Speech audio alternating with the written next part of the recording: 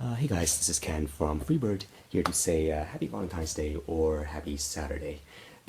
So basically, I was gonna make another pixel snippet for you guys like I did the last couple of years, but with the new mini-sode coming out literally in a few days anyway, thanks to the folks at Freebird who are testing it right now. I figured I'd do something a bit different because you'd see Neo and Eva again soon anyway. So with Qubit flapping about, I figured it's a nice time to show you guys which, this is mostly for the artists, which side of the bow the arrow goes on. So there are actually quite a few videos about this on the internet, but I think most of them, from what I've seen, deal with people who like actually do practical archery.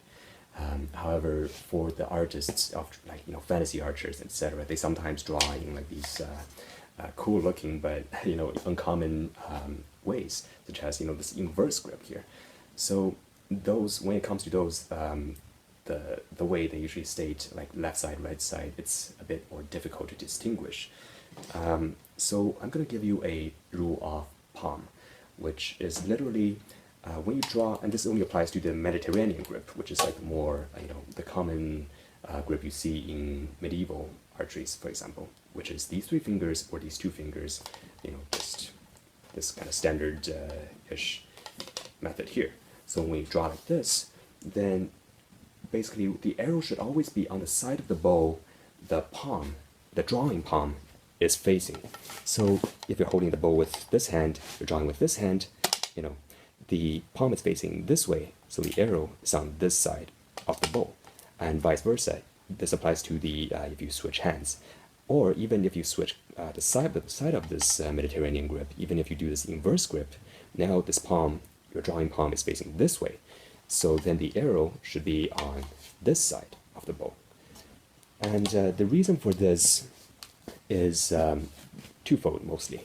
So one is something called the archer's paradox, and the other is the twist of the string and the fingers that comes into contact with the arrow. So first of all, for the archer's paradox, as you can see with the more modern recurve bows, for example, like this one, there is usually a shelf cut out here that you put the arrow on. So that actually kind of centers the bow toward the middle of the bow, so that minimizes the archer's paradox. But what happens with the traditional bows, for example, let's see, this is a Mongolian horse bow. I mean Hungarian actually. But so what happens is this bow is symmetrical. There's no shelf. So when you aim at something, when you knock the arrow and you aim at something, excuse the camera angle with the arrow pointed here, but what happens is the arrow is not directly pointed at the target, the bow is, but the arrow is actually pointed slightly sideways, according to whichever side of the bow you put it on.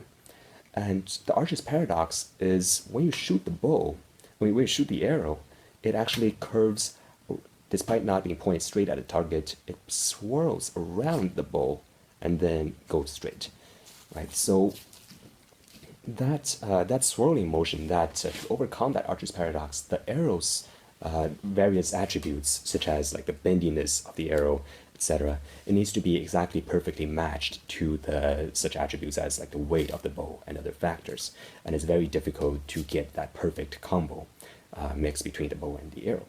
So what happens, and so what this has to do with which side of the bow it's on, is that if it's on the correct side of the bow, so again, medieval, Mediterranean grip, whichever side the palm is facing, then what happens is you're actually minimizing this archer's paradox by pushing the butt of the arrow, and you're making the arrow straighter, instead of if you do it the incorrect side, then you push the arrow away and increases that angle and increases the archer's paradox. So basically, when you do it correctly, when you minimize the archer's paradox, what you're doing is you're basically making it more accommodating to the imperfections of the arrow. So you get less punishment, less like bad directions for an imperfect match of the arrow and the bow, which is almost always the case, just a matter of degree. So that's the first reason, the archer's paradox. And the second reason is the twist of the string and the fingers. So what happens is, if it's on the correct side, well, first of all, let's see what happens if it's on the incorrect side. If you draw like this, and it should be on, this side of the palm, so it should be on this side of the bow, but I'm putting it on this side of the bow. What happens is, the arrow's it's knocked on the string, and that has a contact on the string, and possibly also your fingers when you draw. And when you draw, especially when you release, you're doing this motion, you're twisting the string in a sense because there is contact. And if you're putting it on the incorrect side, basically you're twisting the arrow off the bow. And when you shoot, you basically make a kebab of the comrades to your side. I mean, that physically doesn't happen, but so you don't want the arrow to fall off. However, if you put it on the correct side of the bow, what happens is you're literally twisting and pushing the arrow against the bow. So even if you were to do like this inverse, this like upside down thing, the arrow you can still kind of keep it on there. I mean, you never shoot it like that, but so you don't just like let the arrow slide off. You're pushing it against the bow to prevent it from doing that. So that's the second reason of the sides. And yeah, for the most part, that's as short as I can make it. If I made any mistakes, feel free to say in the comments. I mean, again, personally, I don't really like. It's not when I see artworks with the wrong side of the bow per se, it doesn't really bother me much, because when it comes to fantasy archers, I mean, you're gonna have if you're gonna have an archer who shoots like a penny off from 5 miles away, then that's that's believable that they would then be able to master whichever side they want to put it on. Anyway, so this is only for for fun and for those who actually care to to cover the more realistic physics of it. So yeah, that's it. I hope that helped a bit. Thanks, guys. Take care.